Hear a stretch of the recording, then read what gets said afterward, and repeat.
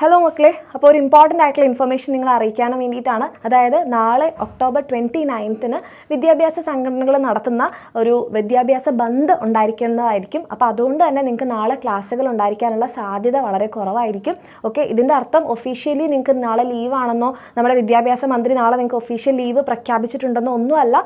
പക്ഷേ നാളെ നിങ്ങൾക്ക് ക്ലാസ്സുകൾ ഉണ്ടായിരിക്കാനുള്ള സാധ്യതകൾ കുറവായിരിക്കും. എന്ന് വെച്ച് കഴിഞ്ഞാൽ നിങ്ങളിപ്പോൾ സ്കൂളിലൊക്കെ പോകുന്നുണ്ടാകും, പക്ഷേ നാളെ നിങ്ങൾക്ക് ഫുൾ ഡേ ക്ലാസ് ഉണ്ടാവാനുള്ള സാധ്യത കുറവായിരിക്കും. കാരണം ബന്ധായതുകൊണ്ട്.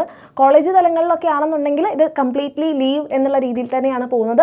പക്ഷേ നിങ്ങൾക്ക് എന്തായിരിക്കും നാളെ ക്ലാസ്സുകൾ ഉണ്ടായിരിക്കാനുള്ള സാധ്യതയില്ല. ഇതൊരു അൺഒഫീഷ്യൽ ആയിട്ടുള്ള ഇൻഫർമേഷനാണ്. ഒഫീഷ്യലി ആയിട്ട് എവിടെയും വന്നിട്ടില്ല. അപ്പോൾ നാളെ മിക്കവാറും നിങ്ങൾക്ക് വിദ്യാഭ്യാസ ബന്ധായിരിക്കും. നിങ്ങൾ സ്കൂളിലൊക്കെ പോയി കഴിഞ്ഞ് കഴിഞ്ഞാൽ നമ്മുടെ എന്താ പറയുക, ഈ സംഘടനകളൊക്കെ വന്നിട്ട് നാളെ ക്ലാസ് എടുക്കാൻ പറ്റില്ല എന്നുള്ള രീതിയിലൊക്കെ പറഞ്ഞ് നിങ്ങൾക്ക് നാളെ തുടർന്നുള്ള ക്ലാസ്സുകളൊന്നും ഉണ്ടായിരിക്കാനുള്ള സാധ്യതയില്ല. ഓക്കെ, അപ്പോൾ ഈ ഒരു കാര്യം നിങ്ങളെ അറിയിച്ചു എന്നേ ഉള്ളൂ. ഒഫീഷ്യലി നിങ്ങൾക്ക് ഇതൊരു ലീവ് എന്നുള്ള രീതിയിൽ വരുന്നുണ്ടാവില്ല.